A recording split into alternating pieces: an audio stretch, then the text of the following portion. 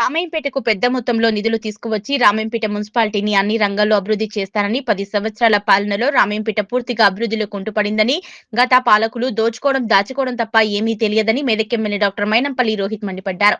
రామాయంపేట మున్సిపల్లో నూతనంగా ఎన్నికైన పాలకవర్గం నేడు మొట్టమొదటిగా సర్వసభ్య సమావేశాన్ని మున్సిపల్ చైర్పర్సన్ లావణ్య నాగరాజు అధ్యక్షతన నిర్వహించారు. కార్యక్రమానికి ముఖ్య అతిథిగా ఎమ్మెల్యే డాక్టర్ మైనంపల్లి రోహిత్ హాజరయ్యారు. ముందుగా మున్సిపల్లో మొదటి సమావేశాన్ని పురస్కరించుకుని నూతనంగా ఎన్నికైన సర్పంచ్, వైస్ చైర్పర్సన్లతో పాటు మున్సిపల్ కౌన్సిలర్లకు మెదక్ ఎమ్మెల్యే డాక్టర్ మైనంపల్లి రోహిత్ మహంకాళి దేవాలయంలో ప్రత్యేక పూజలు నిర్వహించారు.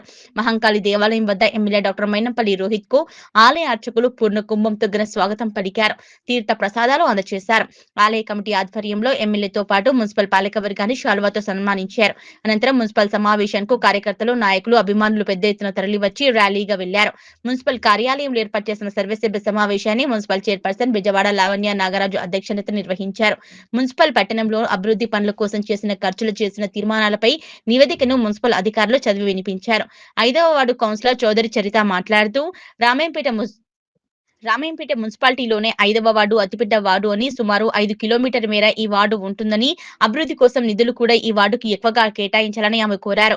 8వ వార్డు కౌన్సిలర్ శంకర్ మాట్లాడుతూ రామాయంపేట మున్సిపాలిటీ అభివృద్ధిలో పూర్తిగా కుంటుపడిందని, రామాయంపేట మున్సిపల్ అభివృద్ధి కోసం ప్రతి ఒక్కరూ సహకరిస్తామని, మున్సిపల్ అభివృద్ధికి మరిన్ని నిధులు తీసుకువచ్చి మున్సిపాలిటీని అన్ని రంగాల్లో అభివృద్ధి చేయాలన్నారు. అదేవిధంగా రామాయంపేటకు రెవెన్యూ డివిజన్ తీసుకురావాలని, ప్రతి ఎక్సైజ్ బస్సు రామాయంపేటలో ఆపే, ఎక్స్ప్రెస్ బస్సును రామాయంపేటలో ఆపే విధంగా కృషి చేయాలన్నారు.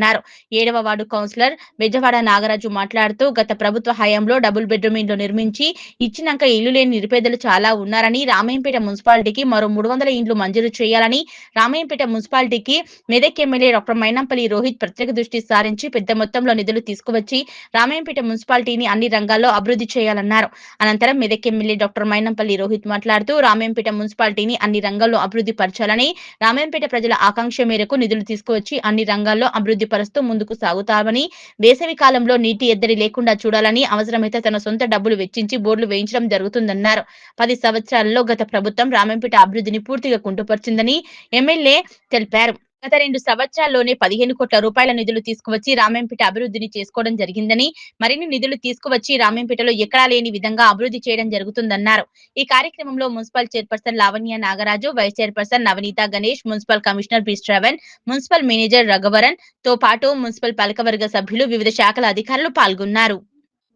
నూతనంగా తీర్చిదిద్దవలసిందిగా మరి గౌరవ చైర్పర్సన్ గారికి, వైస్ చైర్పర్సన్ గారికి, కమిషనర్ గారిని కోరుతా ఉన్నాం. కొత్త మైక్ సెట్, కొత్త టేబుల్ బ్రహ్మాండంగా ఉండే విధంగా మరి తీర్చిదిద్దాలని చెప్పి కోరుతా ఉన్నాం. మరి అదే కాకుండా మరి ఇవాళ మనం ఏదైతే మరి మన కార్యాచరణ చూసుకుంటే మరి శానిటేషన్ మీద ఎక్కువ మనం కాన్సన్ట్రేట్ చేయడం జరిగింది.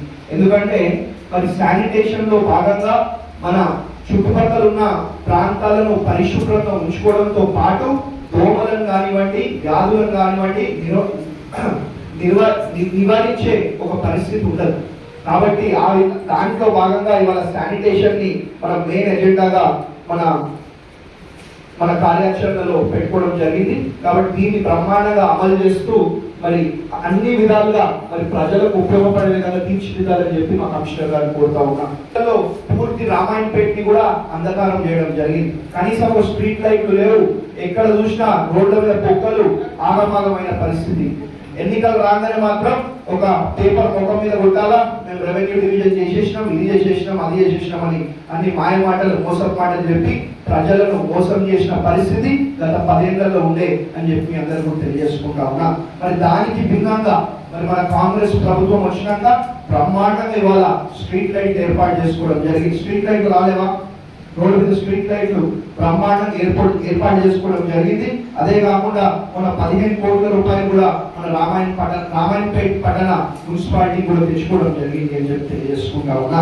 మరి అదే కాకుండా మరి కొత్త సీసీ రోడ్డు కానివ్వండి, మరి ఎటువంటి నీటి సమస్య లేకుండా కొత్త పైప్ లైన్ వర్క్ కూడా మరి మన కాంగ్రెస్ ప్రభుత్వం వచ్చినాక మరి నా ఆధ్వర్యంలో మనం చేయడం జరిగింది. ఈ విషయం కూడా మరి గుర్తుపెట్టుకోవాలని చెప్పి తెలియజేసుకుంటూ మరి అదే కాదు మరి ప్రతి ఇవాళ మరి మన అజెండాలో ప్రతి వార్డులో కూడా మరి సీసీ కెమెరాలు పెట్టే ఒక విధంగా మనం కార్యాచరణ రూపొందించడం జరిగింది. మరి అతి తొందరలో సీసీ కెమెరాలు పెట్టుకోండి, అతి తొందరలో వచ్చి నేనే మరి దాన్ని ఇనాగ్రేట్ చేస్తానని చెప్పి కూడా మీ అందరు కూడా తెలియజేసుకుంటా ఉన్నా. మరి అదే కాకుండా వైకుంఠ ధామం, మరి కనీసం వైకుంఠ ధామం కూడా ఇంతకుముందు చేయలే, అన్ని విధాలుగా అన్ని వర్క్స్ కూడా దాంట్లో పెండింగ్ ఉండడం జరిగింది. మరి దానికోసం 30 లక్షల రూపాయలు ఇవాళ వైకుంఠ ధామానికి కూడా మనం ఇవ్వడం జరిగింది అని చెప్పి తెలియజేసుకుంటా ఉన్నా. మరి అదే కాకుండా ఇవాళ ఏదున్నా ఆరోగ్యం చాలా ముఖ్యం, అవునా కాదా? ఆరోగ్యం అనేది చాలా ముఖ్యం. మరి దాన్ని దృష్టిలో పెట్టుకొని యువత ఆరోగ్యంగా ఉండాలనే ఒక ఉద్దేశంతో ఇవాళ ఓపెన్ జిమ్స్ కూడా మనం పెట్టుకోవడం జరిగింది. చాలా మంచి నిర్ణయం అని చెప్పి మా చైర్పర్సన్ గారిని కానివ్వండి, మా కమిషనర్ గారిని మరి అభినందిస్తా ఉన్నా అని చెప్పి తెలియజేసుకుంటా ఉన్నా. మరి అదే కాకుండా మరి లైటింగ్స్, ఐమాక్స్ లైటింగ్స్ కూడా మనం పెట్టుకోవడం జరిగింది. మరి బ్రహ్మాండంగా ఐమాక్స్ లైటింగ్స్ కూడా నేనే వచ్చి మరి మీరు పెట్టగానే ఇనాగ్రేట్ చేస్తానని చెప్పి మీ అందరూ కూడా తెలియజేసుకుంటూ, ఏదున్నా మనకి రామాయణపేట్ పట్టణ అభివృద్ధి ముఖ్యం, రామాయణపేట్ ప్రజల శ్రేయస్సు ముఖ్యం. కాబట్టి పార్టీలకు అతీతంగా ఏదున్నా పార్టీలకు అతీతంగా మనం పనిచేయాలా. రామాయణపేట్ పట్టణాన్ని అభివృద్ధి, సేవా, సంక్షేమంలో ముందుంచే విధంగా మనం పనిచేయాలని చెప్పి మా కౌన్సిలర్లకు, మా చైర్పర్సన్ గారికి, మా వైస్ చైర్పర్సన్ గారికి, మా కమిషనర్ గారికి కూడా సూచన చేస్తూ ఉన్నాం. కాబట్టి ఇదే కాదు, ఇంతకుముందు మా రవాణా ఆరోపించిండు మొత్తం ఉన్న ఫండ్స్ అన్ని తీసుకుపోయి ఒకటే దగ్గర పెట్టుకోరని చెప్పి. ఆ విధంగా మన మీద ఆరోపణ ఇప్పుడు రావద్దు. ఏదున్నా అందరూ మనకు ఒకటే, అన్ని వార్డులలో కూడా సమానంగా పెడుతూ అందరూ ప్రజలకు ఉపయోగపడే విధంగా మనం పనిచేయాలని చెప్పి మీ అందరినీ కూడా కోరుతా ఉన్నాం. కాబట్టి మరి నీటి సమస్య, నీళ్లు అనేది చాలా ముఖ్యం. కాబట్టి ఎక్కడ కూడా నీటి కొరత లేకుండా, నీటి సమస్య లేకుండా మరి తీర్చిదిద్దాలని చెప్పి కూడా మా గౌరవ చైర్పర్సన్ గారిని, వైస్ చైర్పర్సన్ గారిని, కమిషనర్ గారిని, మా కౌన్సిలర్ గారిని కోరుతా ఉన్నా. అన్ని విధాలుగా నీటి సమస్య తీర్చడానికి అవసరమైతే మా సొంత డబ్బులతో కూడా మేము సహాయపడడానికి రెడీగా ఉన్నాం. కాబట్టి ఎక్కడ కూడా మన నీటి సమస్య ఉందనే కంప్లైంట్ మనకు రావద్దు అని చెప్పి మీ అందరినీ కూడా కోరుతా ఉన్నాం. కాబట్టి మరి నీటి సమస్య తెచ్చింది కూడా గత 10 ఏళ్ళున్న టీఆర్ఎస్ పార్టీ. మిషన్ భగీరథ అన్నారు, కాళేశ్వరం అన్నారు, వేల కోట్లు దండుకురు, దోచుకురు, దాచుకురు తప్ప మన పట్టణానికి కానీ మన ప్రజలకు కానీ ఉపయోగపడే పని ఏది కూడా మీరు చేయలేదు. ఈ విషయం మీరు గుర్తుపెట్టుకోవాలని చెప్పి తెలియజేసుకుంటా ఉన్నా.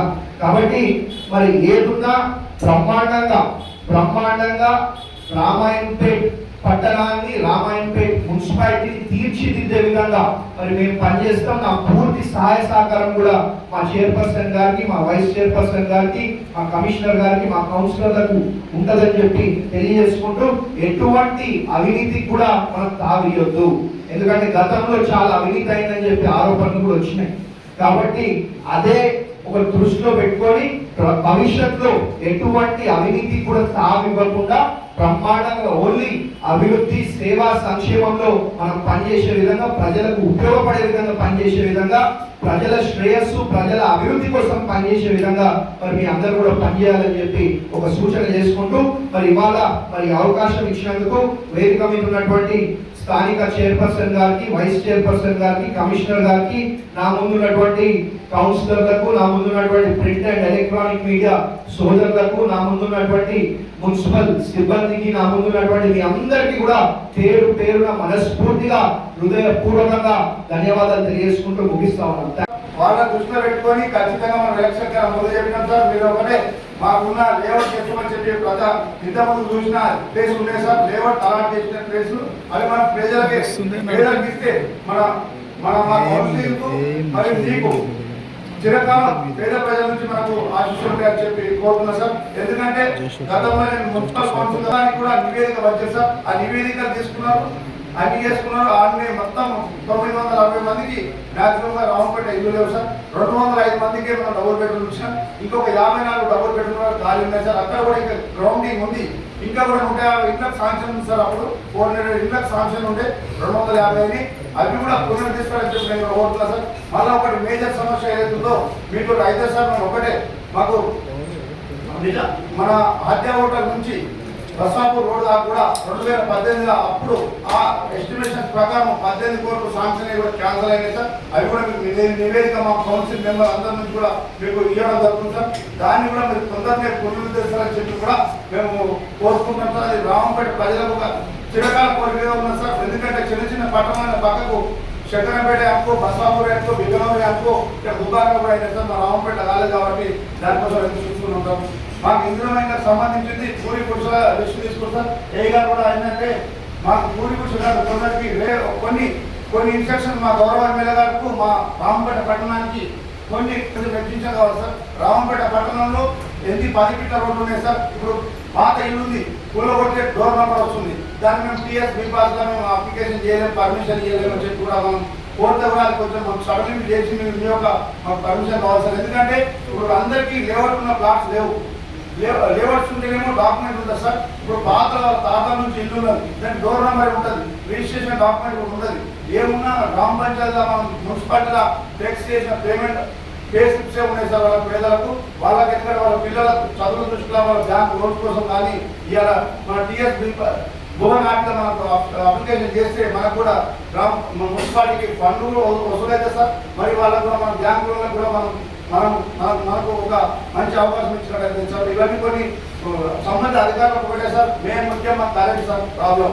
కరెంట్ కానీ మనకు ఏదైతే ఇక్కడ ఉన్న హౌసింగ్ కానీ మన హాస్పిటల్ కానీ కొన్ని మనకు స్పెషల్గా మాకు ఎక్కువ ఫండ్ ఇవ్వాలని కూడా కోరుతున్నాం. సర్కిల్ కేంద్రంగా దాదాపు బిగ్నూర్ మండలం పక్కన నార్సింగ్ మండలం, ఇక్కడ మెదక్ ఉన్నటువంటి దాదాపు కొన్ని గ్రామాల ప్రజలు, అదేవిధంగా నిజాంపేట మండలం అందరూ కూడా దాదాపు 1,00,000 పాపులేషన్ రామపేట వచ్చిపోతున్నారు సార్. వాళ్ళందరూ కూడా ఇక్కడ మనకు బస్టాండ్, నూతన బస్టాండ్ ఒకటి కావాలి సార్. నూతన బస్టాండ్ ఒకటి, దాంతో పాటు నేషనల్ హైవే నుంచి అన్ని వెహికల్స్ పోతున్నాయి కాబట్టి ఒక కొత్తది ఎక్స్ప్రెస్ బస్ స్టాప్ చాలా రోజుల నుంచి ఒకటి ఉంది సార్. ఎక్స్ప్రెస్ బస్ స్టాప్ కూడా కావాల్సిందిగా కోరుతున్నాం.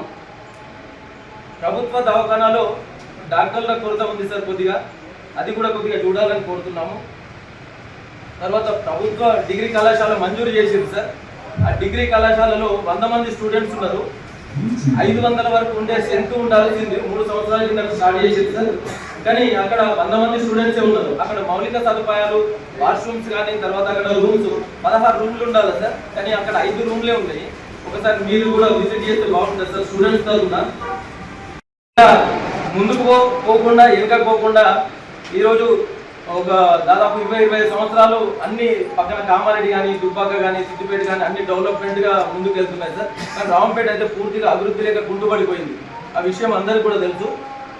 ముఖ్యంగా మనము ఎలక్షన్లలో మాట ఇచ్చినాం సార్, రెవెన్యూ డివిజన్ అప్పటి, అది మీ దృష్టికి తీసుకొస్తున్నాం సార్.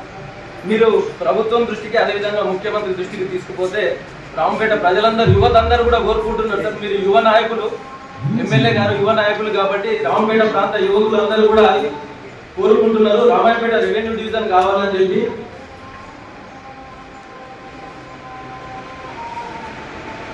మున్సిపాలిటీలో ఉన్న ఎజెండా అంశాలు 41 ఇక్కడ ఇవ్వడం జరిగింది.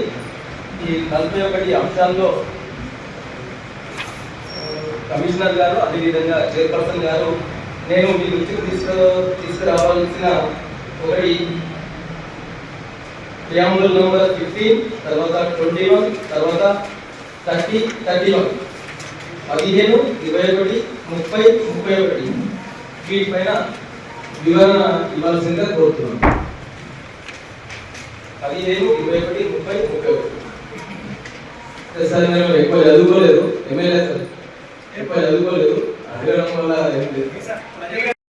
Preamble number 9, 12, 16, 17, 18, 34. సో ఈ 6 ప్రియంబుల్స్ అనేది మోస్ట్లీ నాకు తెలిసి అన్ని వార్డులకి అవసరం వచ్చే ప్రియంబుల్స్ ఇవి. నా వార్డుకి పర్టికులర్గా నేను ఎందుకు చెప్తున్నానంటే 9వ ప్రియంబుల్ ఏంటంటే వాటర్ మోటార్స్ కానీ ఆ రిలేటెడ్ ఉంది ఇష్యూ అనేది. 9 and 12, 16 వచ్చేసి స్ట్రీట్ లైట్స్ కోసము, 17 వచ్చేసి 17 వచ్చేసి స్ట్రీట్ లైట్స్ ఇంకా కరెంట్ పోల్స్ గురించి ఉంది, 18 వచ్చేసి సీసీ కెమెరాస్, 34 వచ్చేసి మినీ ట్యాంక్స్. ఇవన్నీ ప్రతి ఒక్క వార్డులో అవసరం వచ్చే ప్రియంబుల్స్. సో నా వార్డుకి వచ్చేసి నేను మాట్లాడుతున్నది అయితే 5వ వార్డు అనేది మన రామంపేటలో అతిపెద్ద వార్డు ఏదైనా సరే. ఎక్కువ మెజారిటీ ఓటర్స్ ఉన్నది అక్కడనే, ఎక్కువ ఏరియా ఉన్నది అదే. 5 kilometers రేడియస్ లో ఉన్నది పర్టికులర్ 5వ వార్డ్ అనేది. సో ఏరియా వైజ్ కానీ, ఓటర్స్ వైజ్, పాపులేషన్ వైజ్ అన్నిటి ఎట్లా చూసుకున్నా సరే మన వార్డ్ అనేది పెద్దది 5వ వార్డ్.